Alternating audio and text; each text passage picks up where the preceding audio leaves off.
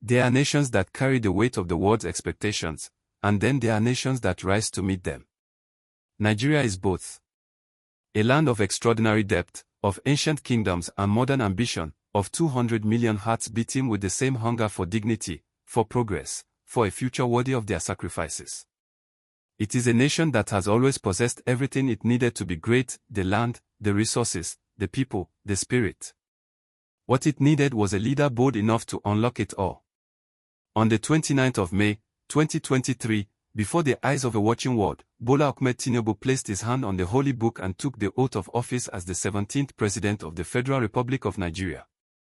And in that single, solemn moment, a new era did not merely begin, it announced itself. To understand what Tinubu means to Nigeria today, you must first understand what he has already proven possible. Long before the presidency, he served as governor of Lagos State for 8 transformative years, from 1999 to 2007. He inherited a city under financial and administrative strain, a metropolis struggling beneath the weight of its own size and complexity. He left behind a model of governance that the continent still studies with admiration. Under his stewardship, Lagos's internally generated revenue grew dramatically, institutions were restructured, and the city was set on a trajectory of sustained growth that continues to this day. Lagos became proof, living, breathing, undeniable proof, that Nigerian governance could work. That proof became the foundation of his promise to the nation. That promise was wrapped in 2 words that carry the full weight of his conviction: renewed hope. Not a campaign slogan, but a covenant. A direct pledge to the farmer rising before dawn, to the student studying under dim light, to the trader navigating crowded markets, to the young professional dreaming of a Nigeria that matches their talent. Renewed hope is the declaration that government exists to serve its people, and that under this administration, it will. From the very beginning, President Tinubu identified infrastructure as the backbone of national transformation. Roads are more than asphalt and engineering, they are lifelines. They are the pathways through which commerce breathes, through which communities discover each other, through which opportunity travels to places it has never reached. His administration launched an accelerated rehabilitation and construction program targeting some of Nigeria's most critical federal roads, those long-neglected corridors of commerce that had become symbols of governmental absence. The Lagos-Ibadan Expressway, one of the busiest in Africa, is receiving the attention it demands. Key routes connecting the north, south, east, and west of this vast republic are being restored, expanded, and completed. Every kilometer of road reclaimed is a kilometer of national unity achieved. Transportation reform has moved beyond roads into a broader, more transformative vision. The Lagos Rail Mass Transit System stands as one of the most ambitious public transportation projects in modern Nigerian history, bringing clean, efficient, and dignified rail travel to millions of commuters. This is not merely an infrastructural achievement, it is a statement of respect for the time and dignity of ordinary Nigerians. Ports are being modernized to position Nigeria as the undisputed gateway of West African trade. Airports across multiple states are receiving upgrades designed to improve efficiency, enhance the travel experience, and signal to the world that Nigeria is ready for international business at the highest level. These are not isolated projects, they are pieces of a coherent national vision, a deliberate blueprint for a country that intends to compete and win on the global stage. No infrastructure, however magnificent, can deliver its full promise in the shadow of corruption.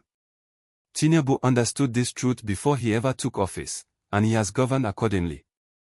The removal of fuel subsidies, one of the boldest early decisions of his presidency, was an act of fiscal courage that few before him were willing to take. For decades, subsidies that cost the government staggering sums each year flowed primarily to those already privileged, while ordinary Nigerians saw little benefit.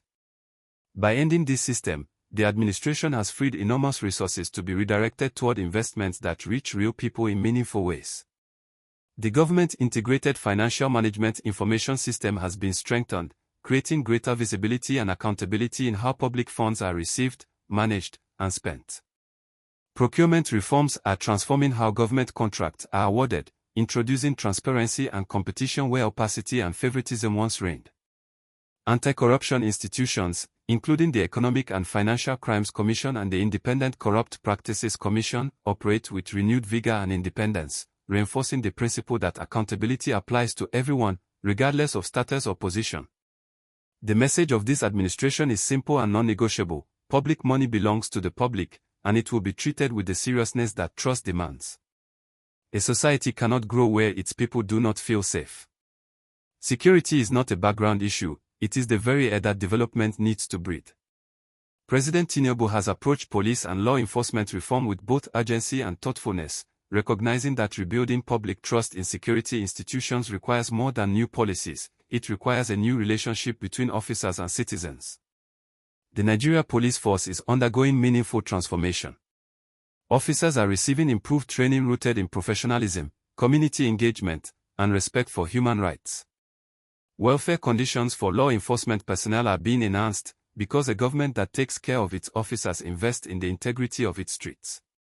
Community policing programs are expanding across states, establishing a model where police are not distant, feared figures but familiar, trusted guardians of the neighborhoods they serve. Local security committees are becoming bridges between institutions and communities, ensuring that safety is a collective achievement rather than a top-down imposition. In the Northeast, coordinated security operations have brought increased stability to regions that endured years of violence and displacement. The goal is not simply the absence of crime, it is the presence of peace, the kind of deep, durable peace that allows families to thrive and economies to grow. The true measure of a leader is not found in grand gestures or headline policies alone, it is found in the quiet, daily difference made in the lives of ordinary people. On this measure, the Tinubu administration is building a record of genuine human investment. The Conditional Cash Transfer Program is placing direct financial assistance into the hands of Nigeria's most vulnerable households, not as a gesture of pity, but as a recognition that when people at the bottom rise, the entire economy rises with them. The Consumer Credit Corporation is expanding access to affordable credit for small business owners, artisans, and entrepreneurs across the country, giving a seamstress in Kaduna, a welder in Enugu, or a young app developer in Lagos the financial tools they need to grow. The Renewed Hope Housing Program is delivering affordable homes to Nigerians who have long dreamed of a place to call their own, because shelter is not a privilege, it is the foundation on which every other aspiration is built. Agricultural reform is equipping farmers with better inputs, improved market access, and modern techniques, driving Nigeria steadily toward food security and reducing dependence on imports that drain the national economy.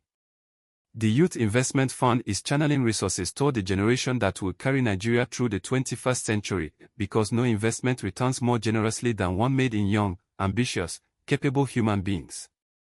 Nigeria's strength has always been multiplied by its unity. With over 250 ethnic groups, hundreds of languages, and the full spectrum of faith and tradition, Nigeria's diversity is both its greatest complexity and its most powerful asset. President Tinubu has governed with a deep understanding of this truth. His cabinet represents the full geography of Nigeria, every region, every major tradition, every major community. Inclusion is not a political calculation in this administration, it is a governing philosophy, because a government that looks like its people is a government that understands them. On the economic front, reforms designed to ease business registration, reduce bureaucratic friction, and protect investors are attracting both domestic and international confidence. The Nigeria First policy ensures that local industries receive the support and preference they need to grow, compete, and eventually lead. On the world stage, Nigeria's profile is rising. At the African Union, at the United Nations, in bilateral and multilateral engagements, Nigeria under Tinubu speaks not as a nation seeking permission, but as a continental leader claiming its rightful place in global affairs. There is a version of Nigeria that has always existed in the hearts of its people, a Nigeria of full potential, of realized greatness, of a future that finally matches the size of its spirit. That version is not a dream deferred. It is a project underway. It is built into every road being paved, every home being raised, every young person being given a chance they would not otherwise have had, every institution being made more honest, more effective, and more deserving of the public trust. Bola Ahmed Tinubu did not come to office to manage decline, he came to engineer a renaissance. And the story he is writing, in partnership with the Nigerian people, is one of courage, of vision, of relentless belief in what this nation can become. Nigeria is not waiting for its moment. Its moment is here. Its voice is rising. Its future is being built, one decision, one road, one life at a time. And the world would do well to watch closely, because what is happening in Nigeria today is nothing less than the reawakening of Africa's greatest giant.